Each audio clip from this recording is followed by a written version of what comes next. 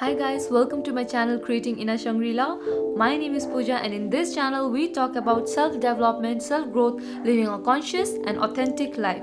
So in this one, I'm going to talk about how to control your own narrative. So without any further ado, let's get started. Most times we assume that we need to share our opinions to anyone and everyone in our life. You, me and everyone else. We are guilty about it and we know it. We know we have always wanted to be justified and wanted to be right in front of people who matter to us in our life, constantly reconstructing and correcting our self-image in the best ways possible. We are so worried about how people will perceive us, how they will think of us, and what kind of image we have in the society. Is it not the truth? Before doing anything or taking any action, we always think, does this conform with the people in my life? Does it conform with my family? Does it conform with my friends? Will it make them happy, and will I still stay in their good books after doing this? We all have been guilty about it, and we all have been in that stage of our life. And as a matter of fact, we never move ourselves out from that stage. We take this attitude of ours till grave and live by it till the end of time. But my friends, do you know the top 5 wishes of someone who is dying? Hear me out if you have not. Number 1, I wish I had the courage to live a life true to myself, not the life others expected of me. Number 2, I wish I hadn't worked so hard. Number 3, I wish I had the courage to express my feelings. Number 4, I wish I had allowed myself to be happier. And number 5, I wish I had stayed in touch with my friends. What does this mean now? What is the narrative of people who had so little time telling us? What is this teaching us? They did not worry about making more money, or they didn't even worry about pleasing everyone they had in their life. Don't you think this has a lesson for us? This has a message for us? Why do those regrets resonate so deeply with us? It resonates with us so deeply because we know that it's true. We know that we are out in the world every day. From the time we wake up till the time we go back to bed, we are there pleasing anyone and everyone else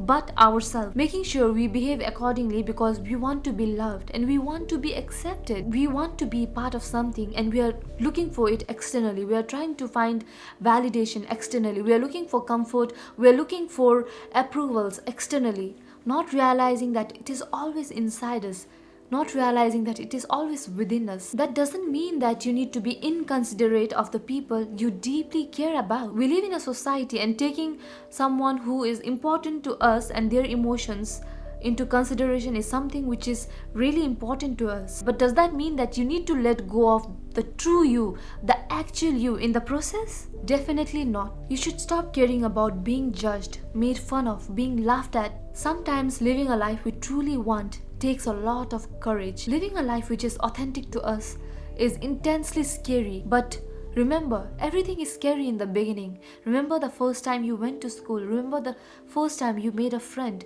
Remember the first time you went into an exam hall. Remember your first times. They were always scary. But what was there at the end of the tunnel? What was there after you went and faced your fear?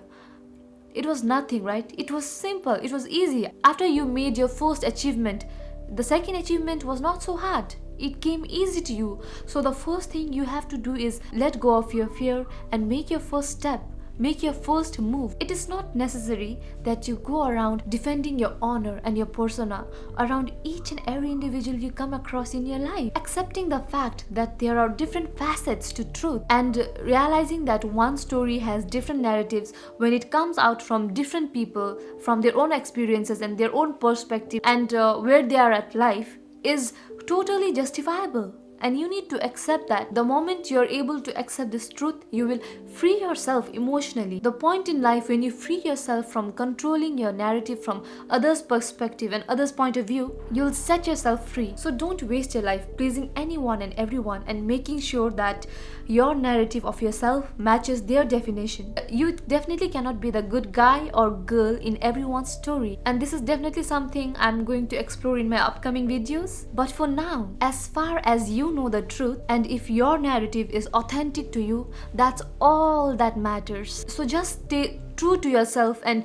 live your life the way you want to. Focus on making yourself happy every day. Focus on making your inner self happy and look forward to doing things which brings you joy and gives you happiness and which gives you a sense of meaning in your life. So I hope this video was helpful, guys. Thank you so much for watching till the end. If you thought this video was helpful, please like and comment down below what is that one narrative you always wanted to control in your life, and do subscribe to this channel so that you're notified when I make and post more videos like this. Until next time, namaste and bye bye.